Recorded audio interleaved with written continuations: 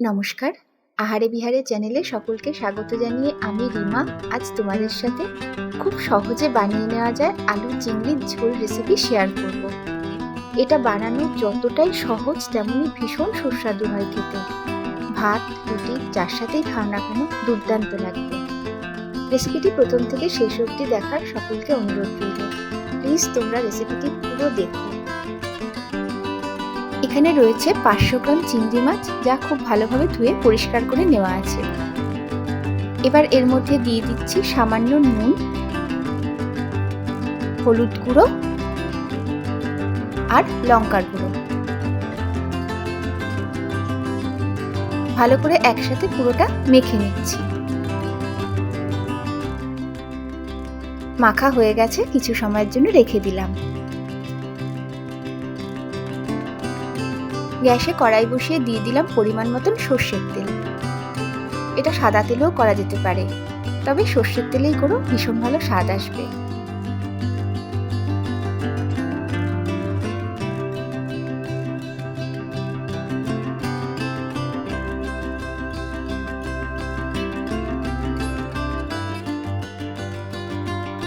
তেল গরম হয়ে গেছে।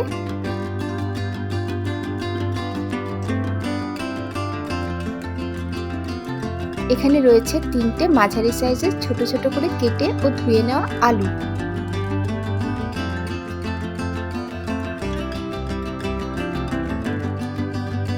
আলুগুলো তেলের মধ্যে সামান্য লাল করে ভেজে নেব।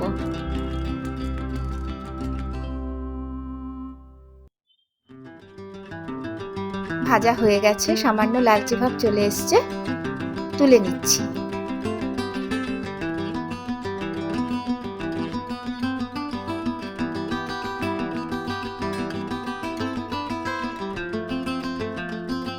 এবার এই তেলেই চিংড়ি মাছগুলো খুব সামান্য ভেজে নেব।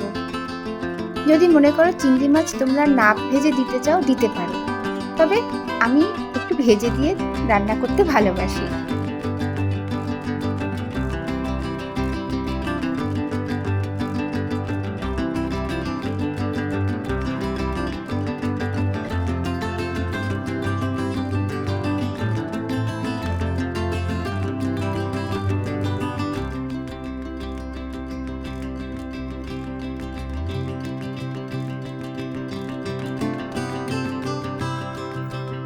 ভাজা হয়ে গেছে, তুলে নিচ্ছি।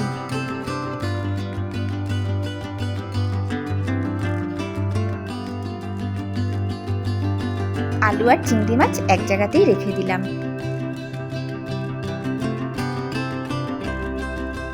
এবার এই তেলের মধ্যে আরো একটু তেল দিলাম।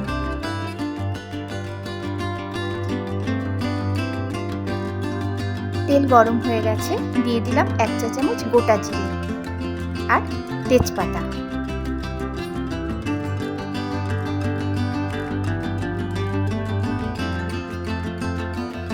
একটু নেড়ে নিয়ে দিয়ে দিলাম একটা বড় সাইজের পেঁয়াজ বাটা,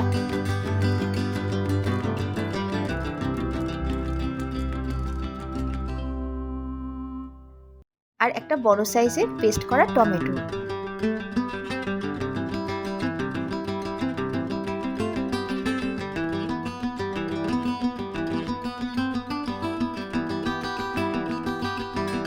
টমেটো আর পেঁয়াজ খুব ভালো করে তেলের মধ্যে কিছুক্ষণ একসাথে কষিয়ে নিচ্ছি, যতক্ষণ না টমেটো আর পেঁয়াজের কাঁচা গন্ধ না যায়।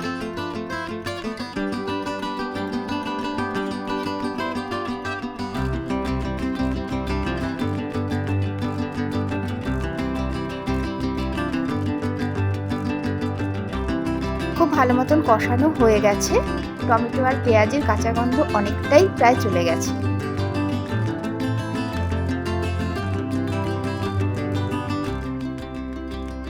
দিয়ে দিচ্ছি 1 টেবিল চামচ আদা রসুন বাটা।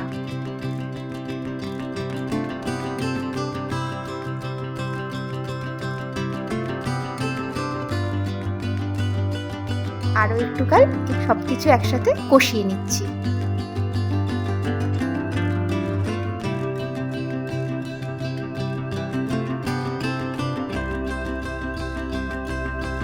দিয়ে দিলাম 1 চামচ চিনি। চিনি প্রয়োজনে স্কিপ করতে পারো।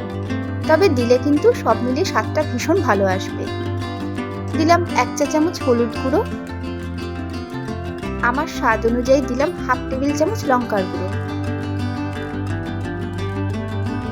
দিয়ে দিচ্ছি হাফ টেবিল চামচ ধনে গুঁড়ো, হাফ টেবিল চামচ কাশ্মীরি লঙ্কার গুঁড়ো।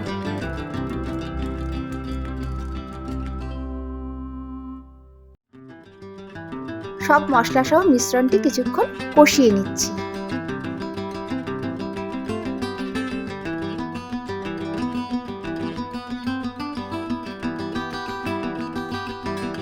মশলা খুব ভালো মতন কষানো হয়ে গেছে, দিয়ে দিলাম ভেজে রাখা আলু।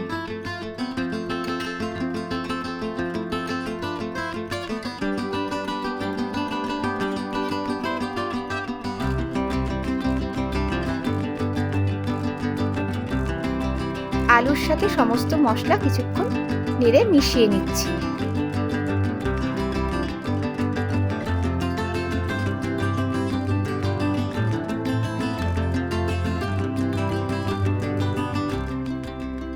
আলুর সাথে সমস্ত মশলা ভালোভাবে মেশানো হয়ে গেছে, দিয়ে দিলাম আলু সেদ্ধ আর গ্রেভির জন্য গরম জল।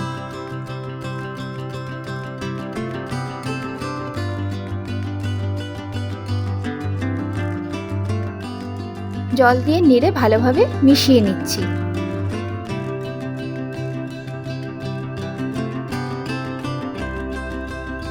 এবার ঝোল ফুটতে দিলাম।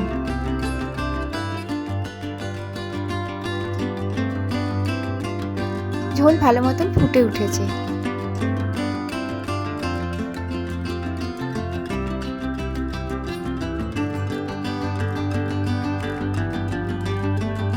আলু সুন্দর সেদ্ধ হয়ে গেছে।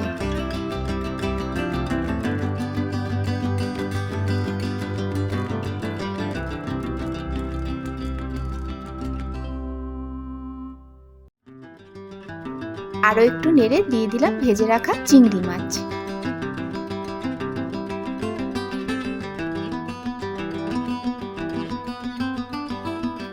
চিংড়ি মাছ দিয়ে আরো একটু নেড়ে সামান্য ফুটতে দিলাম।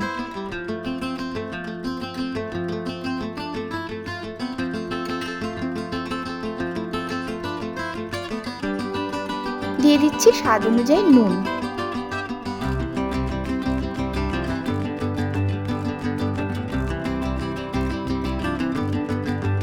নুন দিয়ে ভালো মতন নেড়ে মিশিয়ে নিচ্ছি।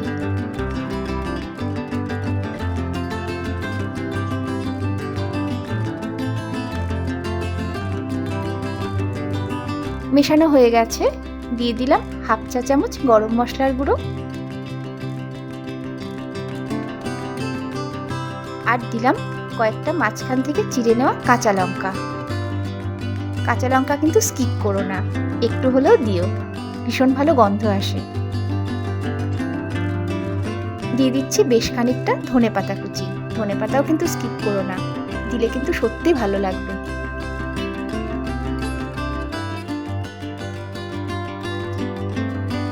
সবটা একসাথে কিছুক্ষণ নেড়ে মিশিয়ে নিচ্ছি।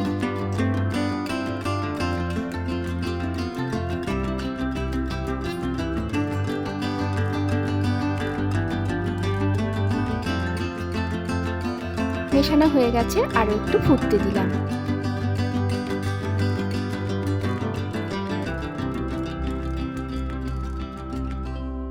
ঝোল একদম ঠিকঠাক ফুটে গেছে, আরো একটু নেড়ে গ্যাস বন্ধ করলাম।